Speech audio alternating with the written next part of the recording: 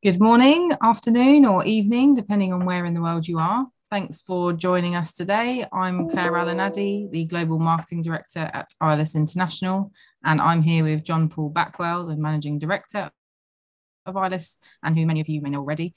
Nick Link, our CEO, is in Europe working on a European deal at the moment, and you may have seen that JP has recently been working hard on various initiatives across America. He's been traveling there for several weeks. So he hasn't actually had a chance to review these questions yet. I, however, have had a look. They're very broad, I will say that, and we will do our best to get you all of the answers you're looking for in as much detail as we are able to. So, JP, are you ready? As ready as I'll ever be. Thanks. Thanks for having me and for organizing this. I've not seen the questions, so I think this is going to be exciting for everyone. So, first one, an easy one to start with. Someone's asked, will the slides be uploaded online if we run out of time? Obviously, that's in reference to the Emerging Growth Conference. Yeah, they are already available on YouTube. So if you just go to YouTube and search ILUS, you'll be able to see the presentation there. I think it's called ILUS Overview and Acquisitions. Yep. And it's on our Twitter feed as well, actually, isn't it? So sure, yeah. And when will the stock hit $1? Is that really a question? It is, yeah. Yeah, look, the stock price, if it's based on the growth of our company, then it should hit it soon. Look, we're focused on growing the business. We're focused on the acquisitions, the deals, the growth within each of the companies within the group. And if the stock price resembles success in that area, then I would say we should hit it soon. But that's not something we're in direct control of. No, sadly not. What is your realistic stock price target by the end of 2021? Must have been the same person that did the right. Look, we're targeting revenue and profit, so to that end it would be around $15 million and $4 million respectively by the end of this year. Again, we're targeting growth, so we don't have a targeted stock price, obviously as high as possible. Again, we're not in direct control of that. Okay, thank you. There have been multiple government deals you all claim to have in the future. What is a good timeline to expect to see those deals finalized? All right, so again, I can't answer specifically as to timeframes, but of the current deals mentioned recently in my presentation, some will close this quarter, some next quarter, and some in Q1 of 2022. So that doesn't factor in any new deals that could also close during that time period. But as I said, of those that I spoke on in the US and in Europe, those will close this quarter, next quarter, and first quarter of next year. Yep, great. Are you in the future working towards having your product available for in-home use? This will be very useful for people to have in case of a fire breaking out in their home that they can put out themselves before a fire truck gets there. It's a pretty good question, actually. Yeah, it is actually a very good question. It's certainly something we have looked at. And look, there are water mist extinguishers for in-home use, which are useful for grease fires, electrical fires, so on and so forth. In terms of actual nozzle type solutions, the water pressure in a home is generally too low for water mist, hence the need for additional pressurization. The backpacks, however, are useful for home use, but these retail at around about $1,200. So they're not really affordable for everyone in terms of home use, but they could be utilized by farmers or perhaps provided through local government partnerships in areas where there's things like wildfire hotspots, for example. We've also seen in the past that small village communities working together to purchase fire pump systems, which they then put on their pickup trucks or UTVs. And then they have a rapid response vehicle solution available for their community. We've seen some success already in that area. So yes, it's an area we can still certainly work on. We can create innovative solutions, more effective, more affordable home use type solutions. And there are some solutions in place already, which is why having effective distribution partners is so important, because we need to work with them to take these solutions into their local communities, and so that those communities can reap the rewards of our technology. Yeah, absolutely. Next one, how do you see the potential GA acquisition ILUS is pursuing expanding the reach to the US? So I assume that means the Georgia. Yeah, I believe so. So yeah, it means we're going to have exclusive distribution in a region of the US, exclusive distribution, that is, of the world's largest rescue equipment brands. Mm-hmm. We also will have nationwide distribution of some of the world's largest firefighting equipment and clothing brands. The company's got 6 salespeople. They're all extensively experienced with the history in firefighting and existing contacts. So that's hugely important to us as well. We'll initially be opening up an additional distribution site on the West Coast of the US, and then some additional satellite offices in neighboring states. At the same time, we'll incorporate the distribution of our existing and new products into their current offering. And we're also looking at bringing new ranges of products from other prominent manufacturers into their offering as well. They're a well-respected name in the firefighting community, so it's possible for us to use this reputation that they have to take on new agreements and expand. They have multiple vehicles, they've got demonstration equipment, they've got a maintenance division, they conduct training and seminars, they're involved at trade shows. So there's really a lot that we can build on. But apart from that, beyond that, we'll look to expand them into South America and just keep on from there. Well, if that doesn't pique people's interests, I don't know what will. Yeah, it really is a huge acquisition for us in terms of just that route to market, the market knowledge, things I always spoke about in our presentation. It's a hugely important one for us. It is indeed. So on to the next one. How much water do you usually use for a car fire, and where do you see the biggest savings to customers? Depends how good or bad the technology being used is, and the firefighters. Yes. But yeah, look, traditionally over 500 liters, or what's that, about 100 gallons of water would be used for a car fire, but that's also going to depend on the type of fire. We can use as much as 90% less than that. But that's not really where the big saving is. It's great in terms of sustainability, in terms of the actual firefighting capability, what the water mist is and what it does. But the real saving comes into the vehicles required to attend the scene of a car fire, for example. So less water is going to mean smaller vehicles, smaller pumps, smaller tanks that are much cheaper. It's going to mean less crew. Potentially means a faster response time, which also has knock-on effects in terms of savings. It means less hazardous materials runoff and a less expensive cleanup operation. That shift towards rapid response technology is really what the water mist enables. And then that requires a change of mindset in order to adopt that rapid response technology, which ultimately realizes substantial savings. So it's a much bigger picture than just right there, that car fire right in front of you. What does that save in terms of money, etc.? So we've seen some success already globally in many sectors and communities around the world where they've adopted this rapid response technology. So we'll obviously hope to do that across the US and etc. No, great, thank you very much. So what have we got next? Why do your financial statements remain unaudited if you're not a typical OTC company? So we're not required to provide audited financials as an OTC company. We provide quarterly filings and annual reports, but we don't need to be audited.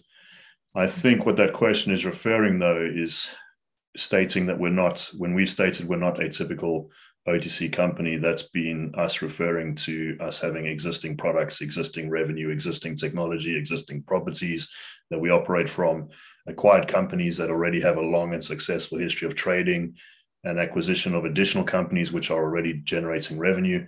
That's what we're referring to when we're saying we're not a typical OTC company. So I think that's how that question was asked. And it is a good question. we also, when we say we're not a typical OTC company, we're referring to the life-saving technology, which we already have, which is already tried and tested, and which is already in use globally. So we're not a new idea awaiting approval. We're not a new product that needs to get through testing before it can generate revenue, like many OTC companies. We're a growing company that's building a sustainable long-term future, long-term value. So what have we got next? How much share dilution can we expect as you work through 10 acquisitions?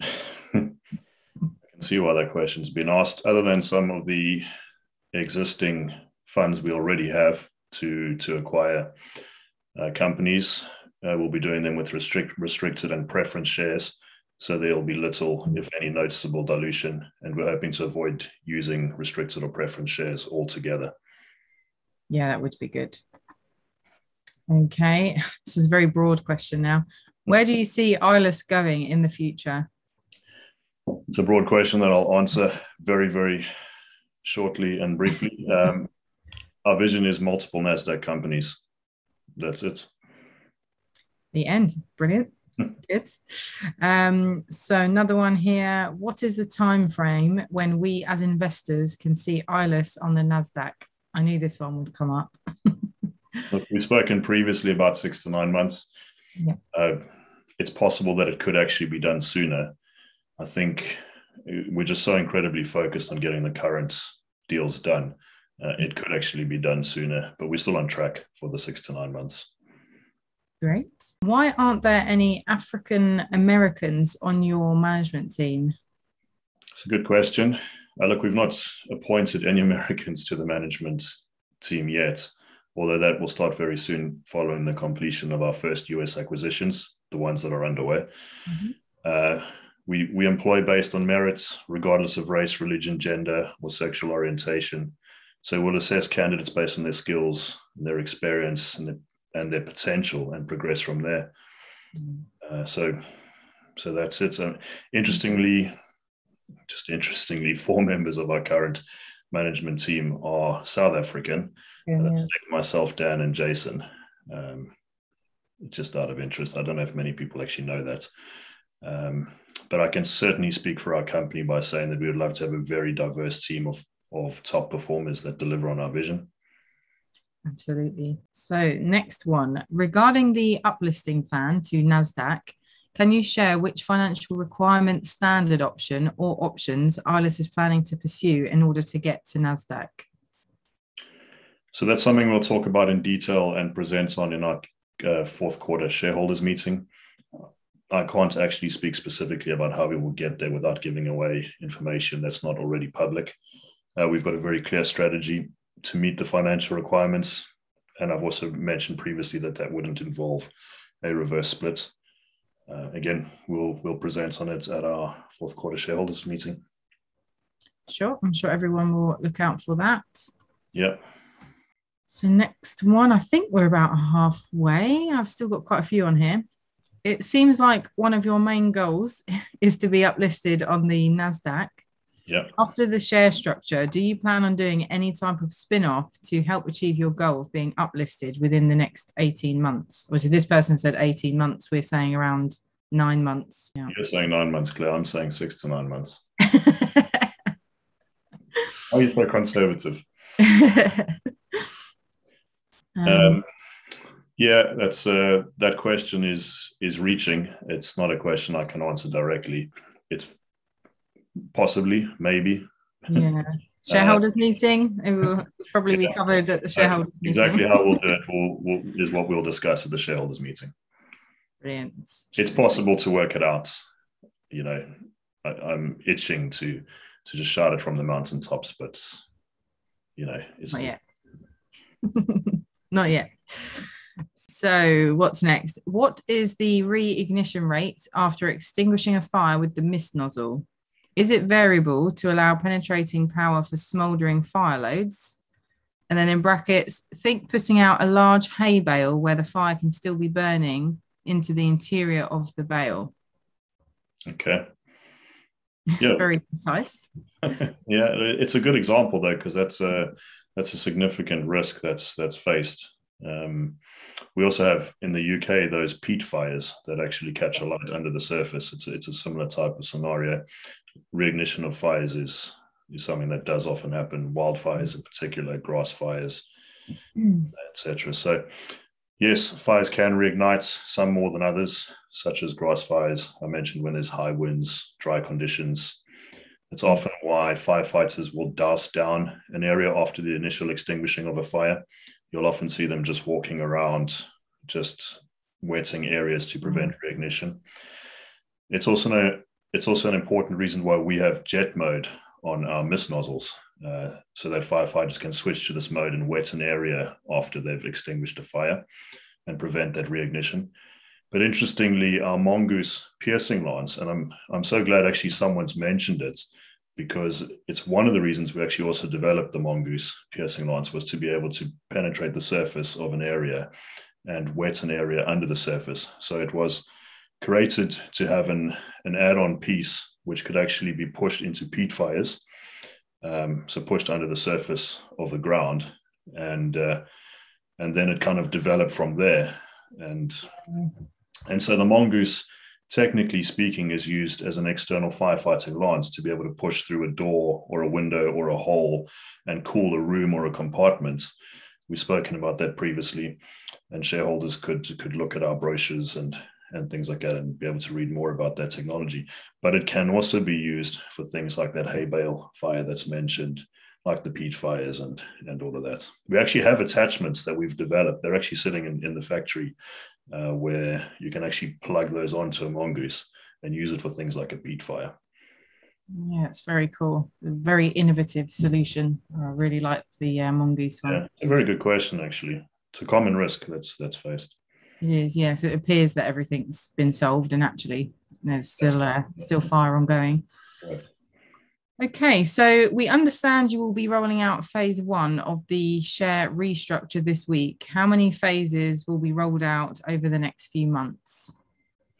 Yeah, it's I guess the one question that everyone seems to keep asking. Look, it's ongoing, and we'll be updating the SS for as many phases as required until we're satisfied with the share structure.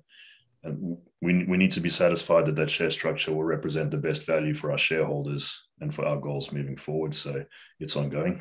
How can I say how many phases it will be? It depends how much we can accomplish in each phase to get to that point where we are happy. Yep, absolutely. Can you tell us what day the share structure news will be coming out? Yeah, as I said, it's ongoing. And so as we reach important milestones along the road, we'll release updates on the progress. So it's not like we have the updates sitting in our hands and we're waiting for a specific date to release it.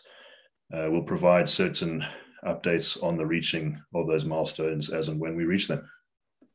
Yep. So next question, is there an update to the time frame regarding the reduction of the outstanding shares? Yeah, as I've said, it's underway. A lot of progress was made last week. So regarding the 40 million shares that's been going through the court progress to get them cancelled, the party whose name the shares was in doesn't seem to have surfaced, which is what we expected. They don't seem to exist. Therefore, we've had to serve them by publications. We've had to advertise in various locations for a certain period, and only then can the courts issue the default cancellation. So we're just going through that process, and they haven't come out of the woodwork as we expected. So we should have that matter concluded very soon. On the matter of Nick's shares, the first phase of his shares have been moved because we're doing this in 2 phases, as we've mentioned previously. It's really being done this way in order to balance everything out relating to the reserves, the cancellations, new issuances, preference shares, etc. And so this first part was completed last week. The next phase of Nick's shares should move this week, and we're waiting for some of the reserves that were locked up from the old GPL days. So if you recall, those were due to be cancelled and released prior to GPL facing their legal challenges. So we've had to go through a much slower and more different process as we had expected to. And that should also be done this week. So we can see the light at the end of the tunnel, and we're more or less on track in terms of our first phase goals, where we should end up at somewhere just under 1 billion shares in this phase. Timeframes are based on other parties delivering on their responsibilities. So if you understand how it works, we can issue instructions and then the other parties need to complete their work. It's in progress. We know everyone wants it updated and completed. It's being done, but hopefully everyone can see with the share trading patterns that have been happening over the last week, and they should feel more comfortable in ILUS as a whole in that respect. And yeah, we'll publish the full update as soon as we can. Great. Okay. So how does operating as a public merger and acquisition company differ from being a PE firm? Good question. I guess the simplest way that I could answer that from my perspective is that as a mergers and acquisitions company, we acquire companies or merge with them and then run or manage those companies to grow them and thereby increase our value as a group. A private equity company will allow investors to finance the development of companies and then reap the rewards from the success of those companies. So that's the difference from my perspective. Okay, great. Okay, so the next question. The last two companies have operations limited to Saudi Arabia.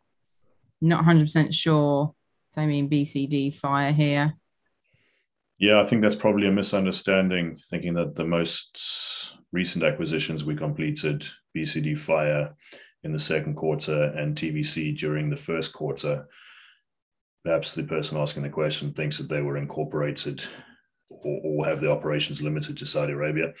That's not the case. They're both incorporated in Dubai, United Arab Emirates, although they both sell into Saudi and operate into Saudi Arabia as well.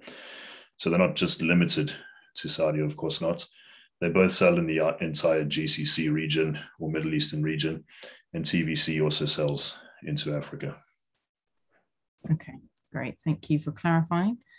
And how many acquisitions are you shooting for in the next year? Yeah, look, every day we encounter new acquisition opportunities. So I would say at least 10 in the next year. But there's so much that will happen between now and September next year. There's NASDAQ, new products, new technologies, new companies. I mean, the sky's the limit for us, really. But I think it's important to say it's not just about the number of acquisitions. It's about them fulfilling our strategy and being of the highest quality. I mean, any mergers and acquisitions company can acquire businesses for the sake of fulfilling numbers. That's not what we're about. We're acquiring companies which do generate or will generate substantial revenue, or which will fit our strategy. And they also need to have something special about their technology. Okay, great. One person's just said absolutely great information. I had to leave that in there because it made me chuckle. Next question so far today. Thank you. And then the next person said, I'm all in and I want to see you get these on our Navy ships. The backpack units would be very valuable for rapid response on our ship. What a great idea. Yeah, that's really important. We've actually sold them to the shipping industry previously, and the Navy is on our list of targets for the backpacks specifically. So one of our upcoming acquisitions has Navy contacts, and they've sold fire equipment into the Navy previously, so we're going to be utilizing that channel. I think it's important to mention that, but it's a very good observation that's been made there. Yep, definitely. Okay, so someone has asked, do you have government contracts in the USA? Our current acquisitions do not, so that's Firebug, BCD, TVC. We have, however, supplied private customers and partners in the US, and most of them have shipped their products to customers outside the US. So, for example, a recent example will be a US company that won a large tender to supply the United Nations base at Mogadishu Airport. That's with vehicles with firefighting systems on the back, and 10 of those were shipped to them. So that's an example. The upcoming acquisitions, they all have government contracts, various types in place. Yeah. Brilliant. Thank you. And what's your email address to follow up? That's for you to answer. IR Investor Relations, IR at ILUS Group. Yeah, that's the one. ir@ilus-group.com. So next person said they're a first responder from the US. Your products are very impressive and I can't wait to see it utilized on our calls. But on a lighter note, can we get your workout routine? That's obviously aimed at you, not me. You sure they're not asking you? No, definitely not. Yeah, I went on to that fully here in this forum, but look, thank you. And we obviously really appreciate your support. It's always amazing to have support from actual first responders on the front lines. So that's amazing. Really appreciate that. Workout routine, gosh. Look, DM me on Twitter or LinkedIn, and I'm happy to share it with you. I train 6 days a week, normally between 5 and 6 a.m. in the morning. So, it's more about the discipline and the consistency. I feel quite awkward answering this question and all the eating and things like that involved. But of course, hit me up on social media and I'm happy to share more details on that with you. Well, thank you for that. I did not expect that one in there. Neither did I. Okay, so now we've got questions from the ILUS Discord group. One around stakeholder management. It's quite a long question. Many of us are excited to see your technology in person. When will the roadshow be taking place approximately? Will this cover a wide range of venues, e.g. science fairs, state fairs, local volunteer fire departments, schools, universities, etc.? We are aware of intended roadshows in Indianapolis and Birmingham. Have additional cities been added to this list? Well, that's definitely a Discord question. Good question, though. We'll be beginning, our first roadshow will take place in the fourth quarter of this year in the US, and it'll focus primarily on fire departments for this first one. Roadshows will then take place every quarter, so that's something Jason is responsible for. And they're going to take place every quarter, and they'll be linked with trade shows and demonstrations at testing facilities such as the TX facility in Texas, volunteer fire department demonstrations, industrial facility demonstrations. I think including things like energy storage facilities, because that's discussions already have underway. Holiday resorts, again, discussions underway. Traditional wildfire hotspots, again, discussions underway. And then any other locations or opportunities that come up where our technology is a good fit in terms of the risks faced by those sectors or communities. I think that answers it. Yep, that certainly does. Okay, so the next one, obviously, as we've been seeing pieces of the share structure update filter out via published filings, we're all quite eager to see the overall plan and strategy to learn more details, whether retail investors will be able to move shares to preferred category, for example. Okay, so I've updated on the SS in previous questions. In terms of moving shares to a preferred category, this is something we're discussing internally, and we'll release more information on that in due course quite soon. Brilliant. Is there a general targeted timeline for the Europe deal? Are we anticipating it being done Q3, Q4, or Q1 2022? It is understood that this deal takes time due to multiple moving parts. Good question. I guess it's the answer everyone wants. We're targeting the fourth quarter of 2021, obviously as early as possible, but a deal of this magnitude with this much government involvement does take time.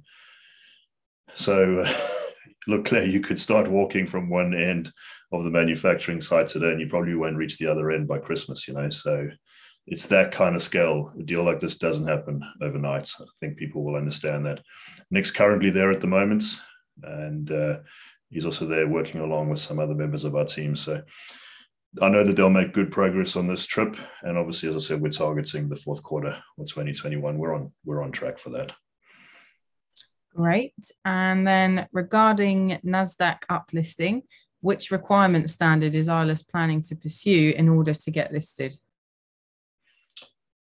So I assume that must mean they're referring to the financial requirements such as earnings, capitalization, cash flow, revenue, assets, I guess, or the liquidity requirements for spin-offs or affiliations, or both the financial and the liquidity requirements. The reality is I don't think I can answer that without giving away how we plan to get to NASDAQ, and that information is not officially public yet. So I'll have to refrain from answering that, I think, like the previous NASDAQ questions. For now, I'll need to refrain. And again, this is the question that we'll answer at our shareholders meeting in the fourth quarter.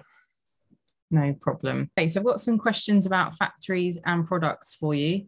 Just a pre-warning, this is a very long question with a lot of elements to it. So you might want to jot down a few elements, or we might have to jump back to make sure it gets answered fully. So in doing comparisons for EV vehicles, Polaris Ranger in reference here, E-Raptor has a higher load capacity and bigger battery and range. So it seems that E-Raptor is far superior in specifications versus other UTVs. I would agree. What is the price point for a standard package E-Raptor currently? Is ILUS seeing any revenues from this yet, or is it still in production? In regard to the alternative versions discussed on the 19th of August PR, what is the timeline looking like for completing development and sale of these new products? What is the progress on battery and capacity upgrade and a potential solar partnership previously mentioned?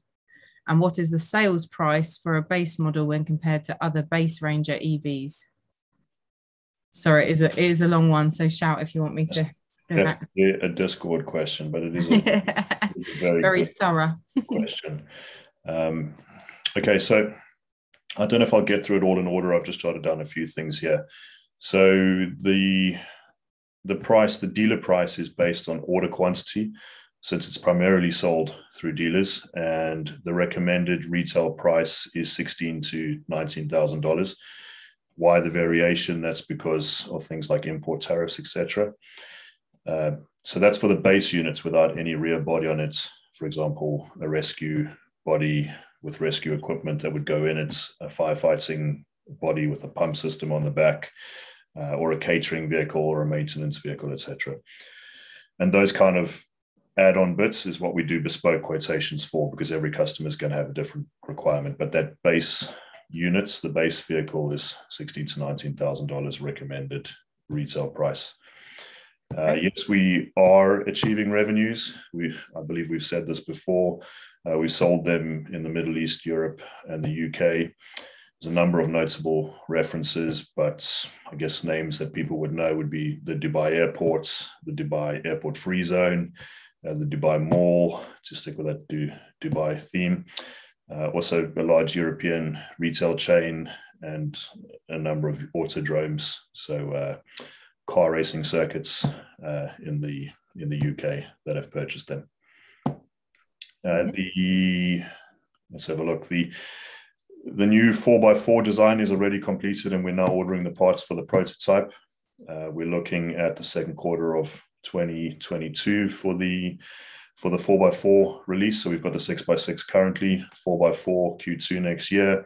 And then for that road legal passenger transport, last mile transports, commercial vehicle, that will be roughly Q3 of next year. The battery upgrade for the 6x6 has already been complete. So that's the one which increases the range and the power. That's already happened. For example, there's a vehicle now about to go to the financial center of Dubai that's got the upgraded battery and the upgraded load carrying capacity, which is why you've been updating our brochures, Claire, you and the team. So, and then the version 3, which will be on sale in the latter part of next year, so the second half of next year, that's going to have the solar option, which is linked to the solar partnership that was asked there. So I think that answers that incredibly long but good question. I'm amazed you've covered all of that. Brilliant, thank you. Next ones, next couple aren't too long. So is there an update on the Dubai factory certification? It is our understanding that delivery of CNC machines to the Dubai factory was to be completed end of July 2021. What is the status of these machines? So the CNC machines are on the water. They're currently being shipped, and that's owing to the COVID shipping delay. So anyone can look that up, the current delays, increased costs in the shipping industry right now. and that's what's led to that delay. But they're in the container on the water on their way to us in Dubai. The ISO 9001 certification should be achieved in Q4. We've recently hired a consultant that's currently working with us on that, so that's more or less on track. Great. And does the fire hydrant PSI in America vary from other countries, such as that differing pressures with differing impacts on the mist nozzle, for example, when fighting a fire? Yeah, another very good question. So the fire hydrants in the US should meet minimum NFPA standards. So meaning they should operate at approximately 20 PSI, which is about 1.4, 1.5 bar. The flow rates will depend on the class of the fire hydrant. I know the C-class hydrant will have a flow rate of about 500 gallons per minute. And then that goes up to an AA class hydrant that will have more than 1,500 gallons per minute flow rate. And they're normally denoted by a color scheme. So I think in the US, the cap on the top of the fire hydrant denotes what class it is, but it'll also have the class of it stenciled into it. And a Class C hydrant should typically be able to work with our mist nozzle Maxi. I was having actually this discussion with the owner of one of our acquisitions, our upcoming acquisition. So it's an interesting question that's been asked because we were busy debating it, and he was giving his feedback. He's been in the fire industry for more than 25 years. And so we expect that our mist nozzle Maxi, our big mist nozzle, will be able to work on a Class C hydrant. And as that's similar spec to those in the UK and India, etc., where they are already widely used. And so, of course, we can't wait to test it, and we're going to be testing it with that acquisition, the distribution company, on our next trip, on our next trip to the US. Brilliant. Sounds great. Thank you. Another longer question here. So during the video, it was mentioned that ILUS was pursuing an acquisition with very good research and development capabilities. Could you expand on what this facility offers to ILUS that they don't currently have for R&D? Could you please provide a bit of background on your research and development strategy? Is current focus on improving the products you currently have, or are resources being designated for the development of new products to complement your existing line? How much do you budget for R&D each year, and can you share any exciting new developments? Definitely a Discord question. Again, a good one. Well thought through, and I can see the thinking behind it. So thanks to the Discord guys. Look, so I imagine that's referring to the UK acquisition, which I actually, interestingly, had a really promising meeting with last week, and that looks to be moving forward really nicely. That company has got a large number of CNC machines and design engineers. So from an R&D perspective, we currently need to make parts and then test them immediately. So if you think of the ranges of nozzles for the kitchen hood systems, for the firefighting nozzles, that new firefighting nozzle, the selectable flow one that we're developing, typically what Kayom and his team need to do is develop a part and then go into the yard and test it immediately. So it's quite a slow process currently. What we need is a facility with the existing equipment, with the existing experienced designers, with a large practical testing yard. These are all aspects which this acquisition already has in place. And I think what's also most interesting about it is that this acquisition has an actual CNC division, which is already generating over $1 million a year in OEM manufacturing contract revenue. So I mean, that's just a bonus. So in terms of R&D budgets, we've assigned for 2021, we assigned just over $500,000 towards R&D, with most of that R&D taking place in Dubai and the UK. We are improving current products, and then we're adding new products such as that selectable flow mist nozzle, which is essentially a nozzle that can do everything. And we're also working on the development of the gas-driven and pump-driven kitchen hood systems, both types, the electric vehicle range, which we mentioned earlier, the autonomous vehicle testing, and improvements of that vehicle, and then drone testing, the weight carrying capability, all of that falls under the R&D budget, so to speak. We're also currently, and this is new, we're currently testing a remote controlled robotic firefighting monitor. And Jason is heading this up. We're in the process of signing an exclusive OEM agreement for this so that we can assemble and sell it in places like the US exclusively and globally. So there's a ton going on in terms of R&D. I think I've covered all the points in that question. Brilliant, thank you. How does ILUS plan to fund these short-term acquisitions? So existing funds, and then also possibly restricted and preference shares should we need to resort to that. Although it's important to mention that that will likely not affect anyone for the next year or two. This first round of acquisitions, though, we should be able to complete with existing funds. So we shouldn't need to resort to the preference or restricted share option. Okay, great. Are there plans in place to pursue US-based government contracts with local government departments that would allow ILUS to sell fire stations? Yes, for sure, which is why we're acquiring companies that do this already, like the Georgia one that I mentioned earlier. Okay. And a slightly longer one again now. What do you anticipate being the top 3 industries that could potentially be catalysts for the growth of ILUS? For example, I've put schools, fire departments, major restaurant chains, etc. This speaks to various aspects of ILUS's strategic vision, perhaps in short, medium, and long-term capacity. This may be the very kind of information that you anticipate speaking about during the investor presentation call. Yeah, it certainly is something we would speak about in those types of calls or forums. Do I have to give 3? I'll give more. Top 3. Okay, I'll start with 3 and then possibly give a few more. So obviously fire departments, number 1, the transportation sector, and then energy, and I think linked to that because I want to make it 3 is oil and gas. So energy, oil, gas, all linked. And if people understand our technology, they'll understand why potentially I've linked all of that together. But then I also want to add the example mentioned of major restaurant chains is a good observation, because that's also a very important sector for us, linked to that, hotels and resorts, and then the industrial sector and the aviation sector as well. I know that's more than 3. Apologize, guys, but we have lots of places where our technology is very applicable and valuable. It's good. There's lots to say. Does ILUS have a plan in place to penetrate the airport market by getting firefighting and suppression systems such as extinguishers in airports? Yeah, see my answer above, aviation sector. So we have products already used at airports in the Middle East, India, and the UK. So the E-Raptor, as I mentioned before, pumps, backpacks already in use at airports. So we've had a lot of success in India at the airports through VJ, our distributor there.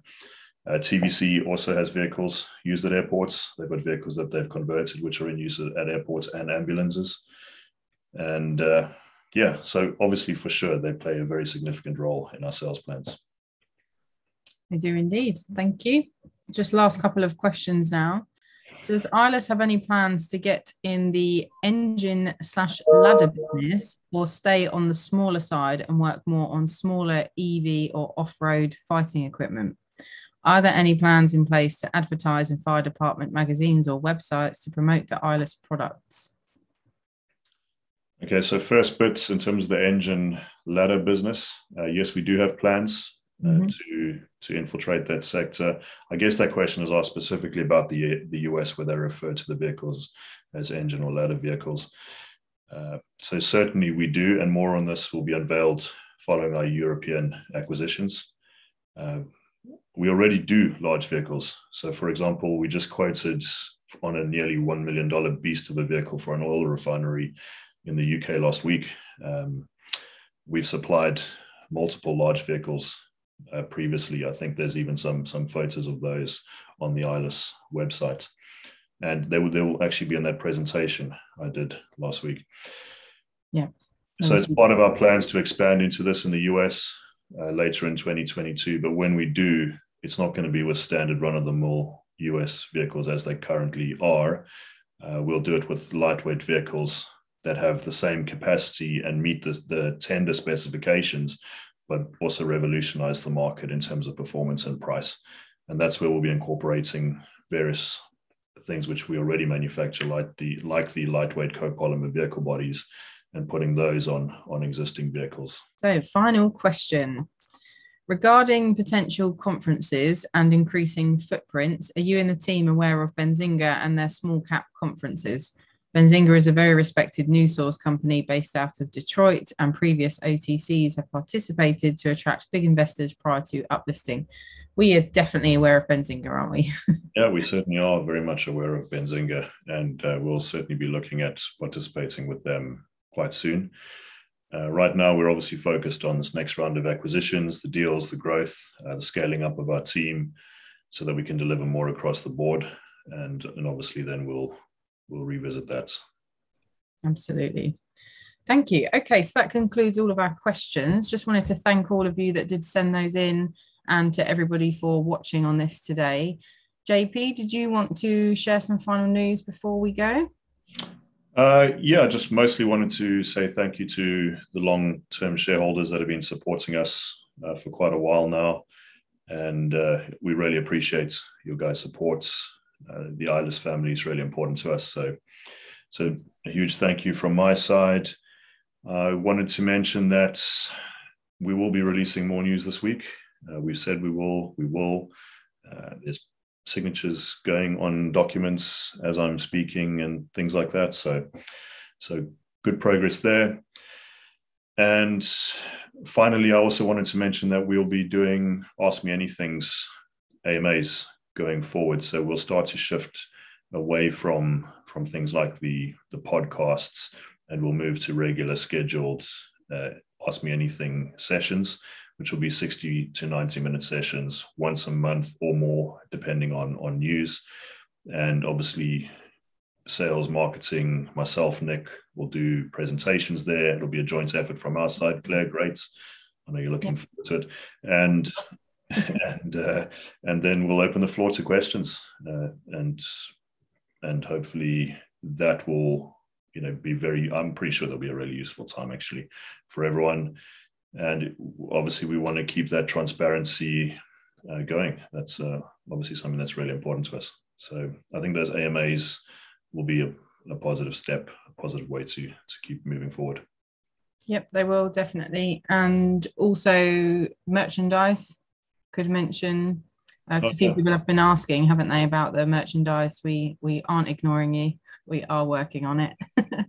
Yeah, I think we should put out a tweet possibly sometime later today, just showing some of the designs. And obviously where we're at now is it's just the logistics. We're just sorting out the logistics of it. So yeah, that's really it. It's just the shipping within the US primarily, and all of those matters. So yeah, what's great is that an upcoming acquisition, we'll be able to actually also distribute them through one of the upcoming acquisitions there. So yeah, it's exciting, and we look forward to your feedback. Obviously, as we'll release obviously some merchandise, and then I'm assuming we'll get feedback, and we'll continue to add to that range as we go along. I hope if these questions are anything to go by, we'll definitely get some feedback and some honest comments. Sure. I'm sure. Yeah. Brilliant. Well, thank you all so much, and we will update you again very soon.